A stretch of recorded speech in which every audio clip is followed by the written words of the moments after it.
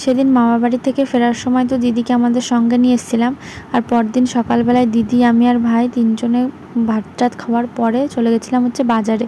আমাদের বাজারে না, আমরা গেছিলাম হচ্ছে কলতলা সর্দারপাড়ার বাজারে হাঁস কিনতে, মানে হাঁসের মাংস খাবো তার জন্য হাঁস কিনতে গেছিলাম।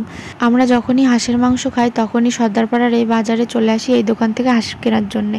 আর এই দোকানে খুব সুন্দর করে মেশিনের সাহায্যে হাঁস বলো বা মুরগির মাংস বলো খুব সুন্দর করে পরিষ্কার করা হয়। আমাদের বাজারেও এই মেশিনের সাহায্যেই পরিষ্কার করে, কিন্তু আমাদের বাজারে তো হাঁস পাওয়া যায় না, তাই এই দোকানে চলে আসি।